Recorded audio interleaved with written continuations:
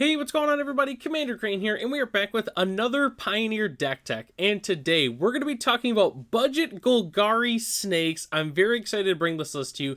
As always, before we hop into the video, let me know in the comments section below after the video's over, what do you think about the deck? Is there a card that I definitely should have included that I did not? And do you have any suggestions for upcoming videos? Just let me know in the comment section, and I will potentially add them to the list of deck techs. So, alright.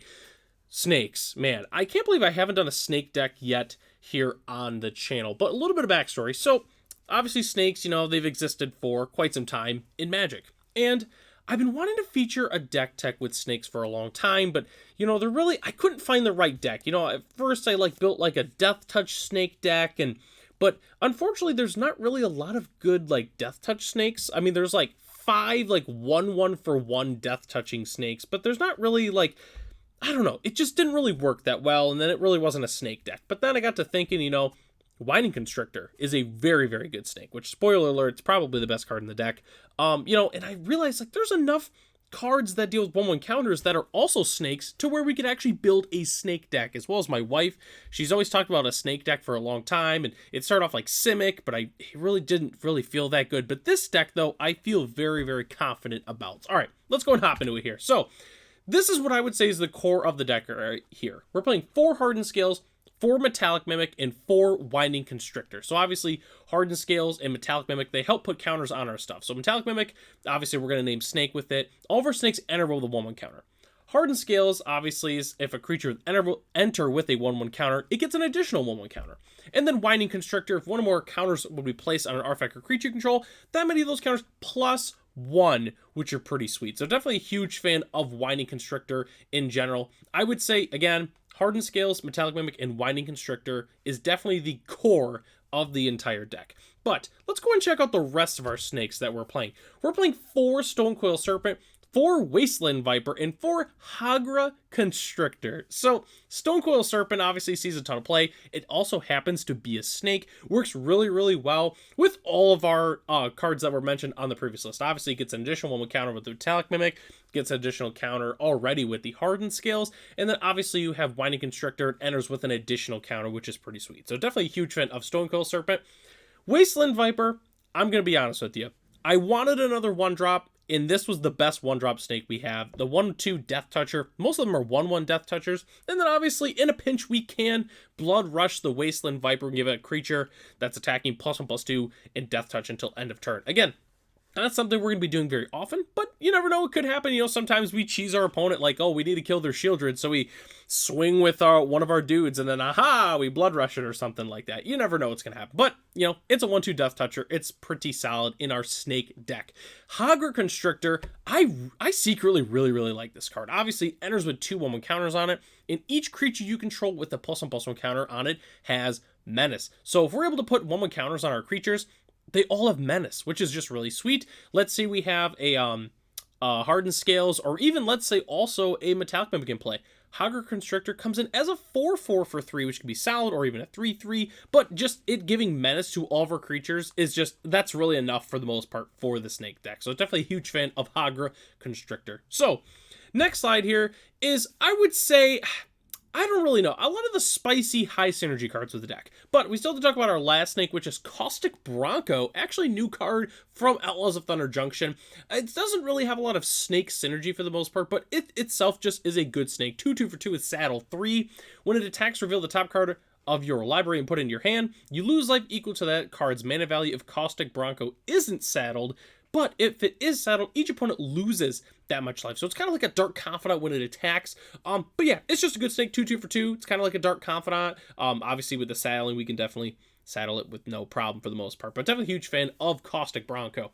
So, next 2 cards, I really like this. I like both these cards in the deck. 3 Nissa Voice of Zendikar is pretty sweet. Obviously, the +1, make it a plant. The -7, it's not too bad. The main reason we're playing this card is the -2, putting a +1/+1 counter on each creature we control. So, obviously, that works really well with Hardened Scales, works really well with Winding Constrictor, works well kind of with the Metallic Mimic because it also puts counters on it. But that's kind of what I think this card it's just really, really good in the deck. Just because putting the 1/1 counters on our creatures, because, some of our snakes, they naturally don't get a 1/1 counter unless we have a Metallic Mimic in play. So that way having the Nissa being able to put counters on after they're already in play, I think is really, really important. And again, we have all these 1/1 counter doublers, so most of the time they're going to be getting 2, maybe even 3 +1/+1 counters with Nissa. So definitely a huge fan of Nissa in the deck. Drown and Ichor is also really sweet. The 2 mana, -4/-4, that's not too bad in its own right. Like, that's a solid removal spell, Grasp of Darkness. But the Proliferate is fantastic. So, by itself, we're already able to put 1/1 counters on all of our creatures. We proliferate, we get an additional counter. Oh, we have a Hardened Scales in play. That means they're getting 2 +1/+1 counters. Heck, maybe we even have a Winding Constrictor and getting 3 +1/+1 counters. So in a way, this is a removal spell, but also potential to just grow our entire team for only 2 mana. So definitely a huge fan of Drown of Ichor in the deck. I was trying to think of good proliferate cards that are in Pioneer, and this one is, I would say, the best one for the deck for sure.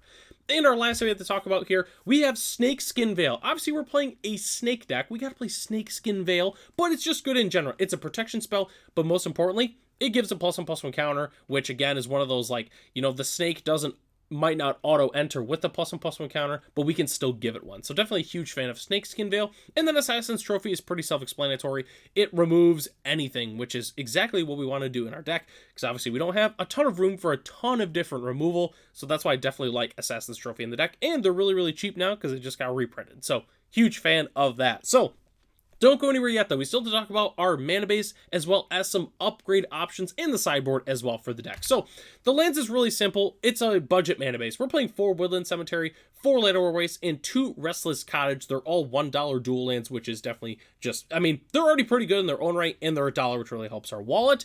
And then we're also playing 1 Animal Sanctuary for a little bit of spice. It does put it on a snake, so we had to play it in the snake deck. And then rounding out our lands, we're playing 8 forests and 3 swamps. And as our basic land of the day, we always pick spicy basic lands here on the channel. I wanted to do the full art Zendikar Rising lands. So I really like the artwork in general. I really like Adam Paquette's lands. I think just he's a fantastic artist in general. Nothing against Slomir, Maniac, or Maniac, however you pronounce that. But anyways, I wanted to play some Zendikar lands because when I think of snakes, I think of them existing on Zendikar. Because there was Riverbowl. Riverbowl was reprinted in the original Zendikar. Obviously our Hagar Constrictor is from Zendikar Rising itself.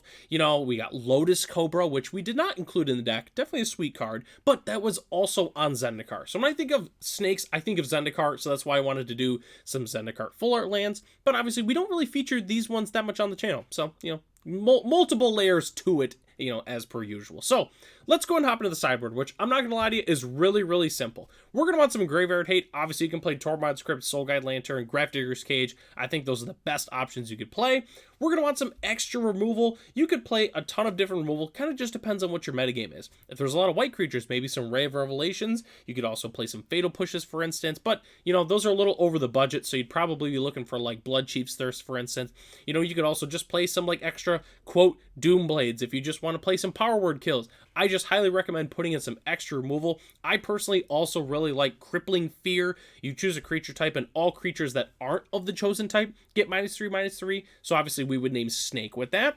We're also going to want some Vampire Hate. I would personally recommend Pick Your Poison. The card is incredible.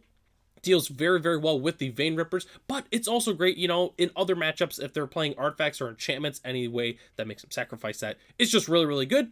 And I would also play some Necromencias. Necromencia is sweet. Basically, if our opponent's revolving around one specific card, we can get them all out of their deck. Sure, maybe they'll get some zombies if they're in their hand. For instance, we can name Vein Ripper or Sorin, that kind of thing. So definitely a huge fan of Necromencia.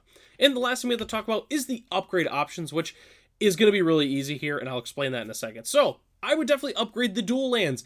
Probably get some Blooming Marshes, get some Overgrown Tombs, get some Cavern of Souls if you're really, really feeling it. Boseiju, Takenuma. Pretty much just upgrade the lands in general. I would also say Thoughtseize would be a perfect upgrade as well. You could play it in the main board. I know in the non-budget deck, I did put them in the main board, which I'll forget to mention this if I don't. So we have our budget deck here today, which is in the description. I also have the non-budget list in the description as well. So if you're looking to, have this deck fully tuned, the option is for that in the description below. Sorry. Anyways, The other thing we got to talk about, and the last thing, is this budget list, as it's currently built right now, is only $70, which is really cheap. The creatures are really cheap. Most of the cost is just in the Metallic Mimic in itself. Normally, I would say, oh, you know, just get a budget alternative. But there really isn't a budget alternative for Metallic Mimic. You kind of have to play it to really make the deck shine with Winding Constrictor and all the other 1/1 counter shenanigans. And the last thing I want to mention is the upgraded list is $310, and most of that is just in the dual lands. All the creatures are exactly the same. There's no snakes that are really pricey to where we can't play. It's purely just the dual lands and the sideboard. That's where the entire cost comes from with the $310. I just wanted to mention that. But, you know, if you'd like to have this list fully tuned, the option is there for you. Certainly, I really like snakes in Magic. You know, a lot of the really good ones are unfortunately not in Pioneer, but it's nice to see, though, that we have enough options to where we can play a very cool snake deck if you're just a big fan of snakes, or even +1/+1 counters in Pioneer. There's definitely options for you out there like this deck. So, that takes us to the end of the video here. Thanks so much for watching. The deck lists are in the description if you'd like to check them out. Huge shout out to our channel members, Ralph, Matt, and Arcadius. If you are interested in being a channel member, it's only $1 a month. You get access to the exclusive Discord as well as some other channel features here. And again, thanks so much for watching this video. Let me know in the comment section below, what do you think about the list? Is there a card that I forgot to include? Just let me know down there. So, I'm Commander Crane. Thanks for watching this video, and I'll catch you in the next one.